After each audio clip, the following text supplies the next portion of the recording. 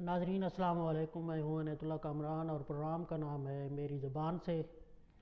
ناظرین، گوادر میں گزشتہ تقریباً 24-25 روز سے دھرنا جاری ہے اور اس دھرنے کے روح رواں مولانا ہدایت الرحمان صاحب ہیں، جو جماعت اسلامی بلوچستان کے جنرل سیکریٹری ہیں۔ دھرنے کے شرکاء کے کچھ مطالبات ہیں جن کی خاطر ہزاروں لوگ سردی کے اس موسم میں احتجاج کرنے پر مجبور ہیں۔ وہ مطالبات کیا ہیں اور ان مطالبات کے حوالے سے مرکزی اور صوبائی حکومتوں نے کس قدر سنجیدگی کا مظاہرہ کیا ہے، یہ دھرنا کب تک جاری رہے گا اور اب تک ان مطالبات کے حوالے سے کوئی پیش رفت ہوئی ہے یا نہیں ہوئی، آج کے پروگرام میں ہم اس پر بات کریں گے۔ ناظرین، بلوچستان رقبے کے لحاظ سے پاکستان کا سب سے بڑا صوبہ ہے اور اس کا رقبہ 3,47,190 مربع کلومیٹر ہے، جو پاکستان کے کل رقبے کا 43.6% حصہ بنتا ہے، جبکہ اس کی آبادی 1998 کی مردم شماری کے مطابق 65,65,885 نفوس پر مشتمل تھی۔ اس وقت صوبے کی آبادی ایک محتاط اندازے کے مطابق 1 کروڑ سے زائد ہے۔ قدرتی وسائل سے مالا مال بلوچستان محل وقوع میں اہم ترین صوبہ ہے، مگر افسوس اقوام متحدہ کے ایک ادارے کے سروے کے مطابق بلوچستان دنیا کا سب سے پسماندہ اور غریب ترین علاقہ ہے۔ بلوچستان کے شمال میں افغانستان، صوبہ خیبر پختونخوا، جنوب میں بحیرہ عرب، مشرق میں سندھ اور پنجاب، جبکہ مغرب میں ایران واقع ہے۔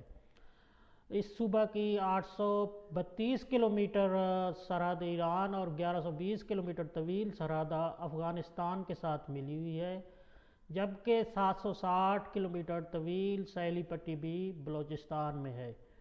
اگر دیکھا جائے تو پاکستان کا جتنا بھی ساحلی علاقہ ہے تو اس میں سے زیادہ تر بلوچستان کا ساحلی علاقہ ہے۔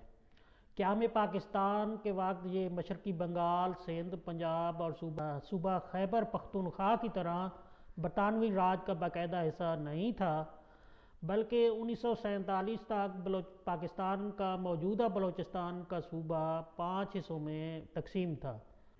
5 میں سے 4 حصوں میں شاہی ریاستیں تھیں، جن کے نام کلات، خاران، مکران اور لسبیلا۔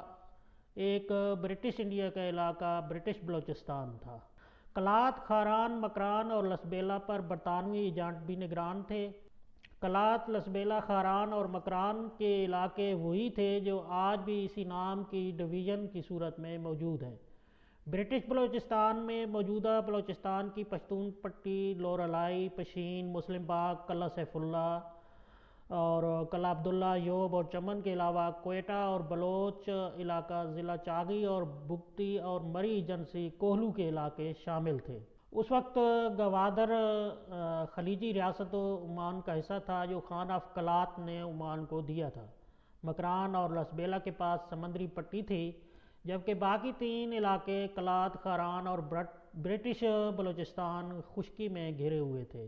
قیام پاکستان کے وقت 3 جون کے منصوبہ کے تحت برٹش بلوچستان نے پاکستان میں شمولیت کا فیصلہ شاہی جرگہ اور کوئٹہ میونسپل کمیٹی کے اراکین نے کرنا تھا اور انہوں نے پاکستان کو بھارت پر ترجیح دی، جبکہ باقی 4 علاقوں لسبیلا، خاران، کلات اور مکران کے حکمرانوں نے بھارت یا پاکستان میں شمولیت کا فیصلہ کرنا تھا۔ لسبیلا، خاران اور مکران کے حکمرانوں نے پاکستان سے الحاق کا اعلان کر دیا، جبکہ کلات نے ایسا نہیں کیا۔ کلات خان آف کلات حکمران تھے، مگر 2 منتخب ایوان بھی تھے اور ان دونوں ایوانوں نے پاکستان سے الحاق کی اکثریت سے مخالفت کی تھی۔ تاہم ان ایوانوں کی حیثیت مشاورت تھی، اصل فیصلہ خان آف کلات نے ہی کرنا تھا۔ جب لسبیلا، مکران اور خاران کے حکمرانوں نے پاکستان سے الحاق کر لیا تو کلات کی ریاست مکمل طور پر پاکستانی علاقہ میں گھر گئی۔ سب سے آخر میں مارچ 1948 میں کلات نے بھی پاکستان کے ساتھ الحاق کا اعلان کر دیا۔ ناظرین، بلوچستان قدرتی وسائل سے مالا مال صوبہ ہے۔ پاکستان کی سب سے طویل ساحلی پٹی جو 750 کلومیٹر پر مشتمل ہے، بلوچستان میں ہے، جبکہ یہاں سے قدرتی گیس کے ذخائر کے علاوہ سونے کے ذخائر بھی موجود ہیں۔ بلوچستان کے ضلع گوادر میں پاکستان کی اہم ترین بندرگاہ بھی ہے، جسے چائنا کی مدد سے تعمیر کیا گیا ہے۔ یہ دفاعی اور تجارتی لحاظ سے ایک انتہائی اہمیت کی حامل بندرگاہ ہے۔ گوادر بنیادی طور پر مچھیروں کی بستی تھی، جسے گوادر بندرگاہ کی وجہ سے اہمیت حاصل ہوئی ہے۔ یہاں کے لوگوں کا اہم ذریعہ روزگار جو ہے وہ مچھلیاں پکڑنا ہے۔ بلوچستان میں زیادہ تر قوم پرست جماعتیں اقتدار میں رہی ہیں۔ یہاں عسکری تحریکی بھی چلی ہیں، جن کے انسداد کے لیے فوجی آپریشن بھی لانچ کیے گئے، لیکن زیادہ تر ان عسکری تحریکوں کی بنیادی وجہ بلوچستان کے عوام کے حقیقی مسائل اور محرومیوں سے چشم پوشی بنی ہے۔ بلوچستان کے عوام نہایت محب وطن، مخلص اور پیار کرنے والے ہیں۔ یہ لوگ پیار اور عزت کرتے ہیں اور جواب میں وہی پیار اور عزت چاہتے ہیں۔ بلوچستان کے عوام نہایت خوددار اور جرأی ہیں، دلیر ہیں۔ وہ ایک طویل عرصہ سے محرومیوں اور پسماندگی کا شکار رہے ہیں۔ حقیقت یہ ہے کہ بلوچستان کے عوام کے مسائل کو کبھی سمجھا ہی نہیں گیا ہے، اور انگریز کی استحصالی پالیسی ملک بھر میں بالخصوص بلوچستان میں جاری رکھی گئی ہے۔ جب بھی کسی نے بلوچستان کے حقوق کی بات کی ہے، اس پر توجہ نہیں دی گئی اور اسے انتہا پسندی اور حقوق کی بات کرنے والوں کو کبھی انتہا پسند تو کبھی دہشت گرد قرار دیا گیا۔ ان کے خلاف کبھی فوجی آپریشن لانچ کیے گئے اور کبھی لوگوں کو قید و بند کی صعوبتوں سے گزارا گیا۔ بے شمار لوگ مسنگ پرسنز بن چکے ہیں۔ بلوچستان میں قوم پرست علاقائی جماعتیں متحرک و فعال ہیں۔ انہوں نے ہمیشہ بلوچستان کی محرومیوں کا رونا رویا ہے، لیکن عملاً ان کا رونا پیٹنا ایوان اقتدار تک پہنچنے تک ہی محدود رہا ہے۔ ملک کے سب سے بڑے صوبے میں عوام کو بنیادی سہولیات تک دستیاب نہیں ہیں۔ گوادر جہاں اس وقت دھرنا جاری ہے کہ باسیوں پر عرصہ حیات تنگ کر دیا گیا ہے، سمندر پر اشرافیہ کے ٹرالرز قابض ہو گئے ہیں اور عام آدمی کی کشتی مچھلیاں پکڑنے کے لیے سمندر میں داخل نہیں ہو سکتی۔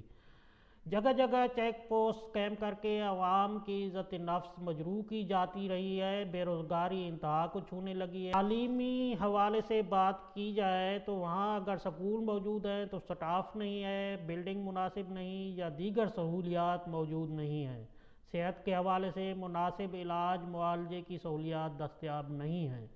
کرپشن انتہا کو چھونے لگی ہے۔ ان حالات میں جماعت اسلامی بلوچستان کے جنرل سیکرٹری مولانا ہدایت الرحمان صاحب نجات دہندہ کے طور پر ابھر کر سامنے آئے ہیں۔ انہوں نے ان مظالم اور محرومیوں کے خلاف صدائے احتجاج بلند کی ہے۔ لوگوں کو ان کی صورت میں ایک مسیحا نظر آیا جو ان کے دکھوں کے درماں کے لیے کوشاں ہے۔ لوگوں نے ان کا ساتھ دینا شروع کر دیا، لوگ آتے گئے اور کارواں بنتا گیا۔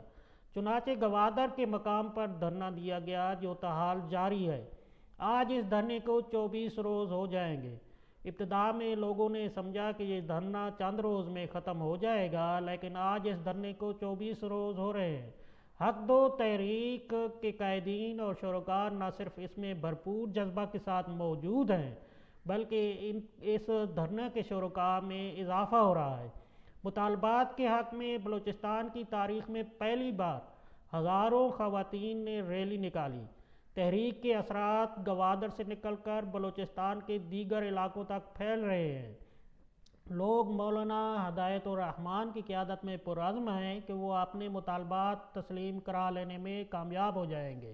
ابتدائی طور پر صوبائی حکومت کی طرف سے مبینہ طور پر جو اقدامات اٹھائے گئے ہیں ان میں کچھ انتظامی افسران کے تبادلے اور شراب خانوں پر پابندی شامل ہے، لیکن اہلیان گوادر کے دیگر مطالبات کیا تسلیم ہو جائیں گے؟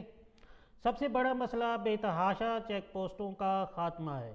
جگہ جگہ لوگوں کو روک کر شناختی پریڈ، شناختی کارڈ کی طلبی اور نامناسب انداز میں پوچھ گچھ کر کے لوگوں کی عزت نفس مجروح کرنا، گھروں پر چھاپے، چادر اور چار دیواری کے تقدس کو پامال کرنا، سمندر میں اشرافیہ کے ٹرالرز جن کے ذریعے باریک جال استعمال کر کے مچھلیاں پکڑی جاتی ہیں، اس دوران مقامی لوگوں پر پابندی ہوتی ہے کہ وہ سمندر میں جا کر مچھلیاں نہیں پکڑ سکتے۔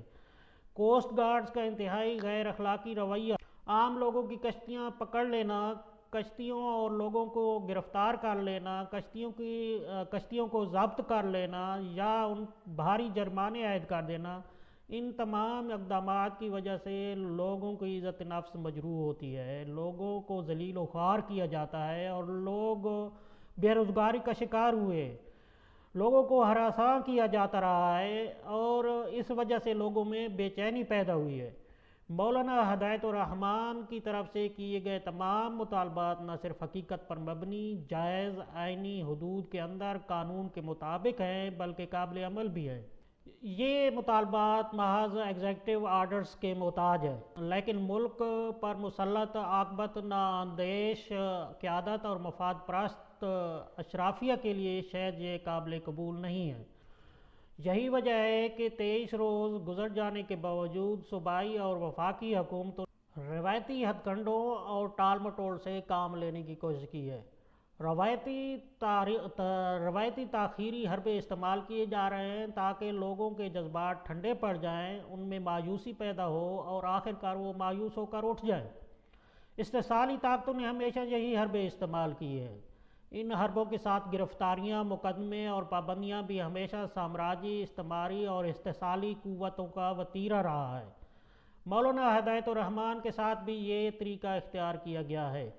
ماضی میں اقتدار کی خاطر 126 دن تک وفاقی دارالحکومت کے حساس علاقہ میں دھرنا دینے اور سول نافرمانی کا اعلان کرنے والے حکمرانوں نے عوام کے مسائل حل کرنے اور جائز مطالبات تسلیم کرنے کی بجائے طاقت کے استعمال کے ذریعے اس احتجاج کو دبانے کی کوشش کی۔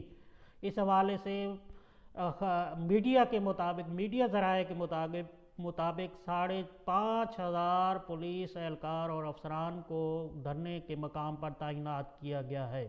مولانا ہدایت الرحمان کے خلاف دہشت گردی کے مقدمات درج کیے گئے ہیں اور ان کا نام شیڈول 4 کی لسٹ میں شامل کر دیا گیا ہے۔ اسلامی جمہوریہ پاکستان میں مدینہ کی اسلامی ریاست کے دعوے داروں کے نزدیک اپنے جائز مطالبات کے حق میں احتجاج دہشت گردی ہے اور وہ شیڈول 4 کے مستحق ہے۔ حالانکہ شیڈول 4 میں دہشت گردی میں ملوث مشکوک افراد کو ڈالا جاتا ہے، لیکن پاکستان میں قانون کو حکمرانوں نے ہمیشہ اپنے اقتدار اور ذاتی مفادات کے تحفظ کے لیے استعمال کیا ہے۔ مولانا ہدایت الرحمان کے حوالے سے بھی یہی کیا گیا ہے۔ اس کے باوجود حق دو تحریک قیدین اور شرکاء دھرنا میدان میں موجود ہیں۔ تحریک کی مقبولیت میں روز بروز اضافہ ہو رہا ہے۔ یہ بات پیش نظر رہنی چاہیے کہ اس احتجاجی تحریک میں ریاست کے خلاف کوئی بات نہیں کی گئی ہے، بلکہ عوام کو درپیش حقیقی مسائل ہی زیر بحث لائے گئے ہیں۔ یہی وجہ ہے کہ تحریک میں عوام کی شمولیت بڑھتی جا رہی ہے، حتیٰ کہ قوم پرست بھی اب اس تحریک کی حمایت کرنے پر مجبور ہے۔ اس تحریک کے زیر اہتمام 10 دسمبر کو ایک عظیم الشان حق دو ریلی کے انعقاد کا اعلان کیا گیا ہے۔ جماعت اسلامی پاکستان نے بھی اس تحریک کی حمایت کا اعلان کیا ہے۔ جماعت اسلامی کی مرکزی قیادت جناب لیاقت بلوچ، جناب امیر العظیم صاحب اور جناب امیر جماعت اسلامی سراج الحق صاحب الگ الگ دھرنا میں شریک ہو کر تحریک کے ساتھ اظہار یکجہتی کر چکے ہیں، جبکہ 12 دسمبر کو جماعت اسلامی نے ملک بھر میں یوم یکجہتی بلوچستان منانے کا اعلان کر دیا ہے۔ ناظرین، یہ ایک عوامی تحریک ہے اور خالصتاً عوامی تحریکوں کو استحصالی اور استعماری اور سامراجی ذہنیت کی قوتیں دبا نہیں سکتی۔ ایسی تحریکوں میں تھوڑے بہت نشیب و فریز آنا ممکن ہے، لیکن یہ وقت کے ساتھ ساتھ زور پکڑتی جاتی ہیں۔ موجودہ حکمران بھی اس خالصتاً عوامی تحریک کو سبوتاژ کرنے کے لیے کوشاں نظر آتے ہیں، جھوٹی خبریں پھیلا کر اس کے اثرات کو ختم کرنا چاہتے ہیں، لیکن حقیقت یہ ہے کہ اگر اس تحریک کے قائدین ثابت قدم رہے تو اس تحریک کا دائرہ پورے بلوچستان اور بعد ازاں دیگر صوبوں تک بھی پھیل سکتا ہے۔ اگر حکمران چاہتے ہیں کہ وہ امن و سکون کے ساتھ اقتدار کے مزے لیں تو ضروری ہوگا کہ وہ اس تحریک کے تمام مطالبات تسلیم کریں اور تحریک کو دبانے کے لیے اوچھے ہتھ کنڈے استعمال کرنے سے پرہیز کریں۔ ناظرین، بلوچستان کے حوالے سے یہ ایک چھوٹی سی کاوش میں نے کی ہے۔ بہت سی باتیں وقت کی کمی کی وجہ سے رہ گئی ہیں، موقع ملا تو پھر انشاءاللہ اس حوالے سے بات ہوگی۔ میرے پروگرام کا وقت اب ختم ہوا چاہتا ہے. یہ پروگرام آپ کو کیسا لگا اور اسے مزید کیسے بہتر بنایا جا سکتا ہے، میں آپ کی تجاویز کا منتظر رہوں گا. انشاءاللہ اگلے پروگرام میں نئے موضوع کے ساتھ آپ کے ساتھ ملاقات ہوگی. اجازت دیجیے. اللہ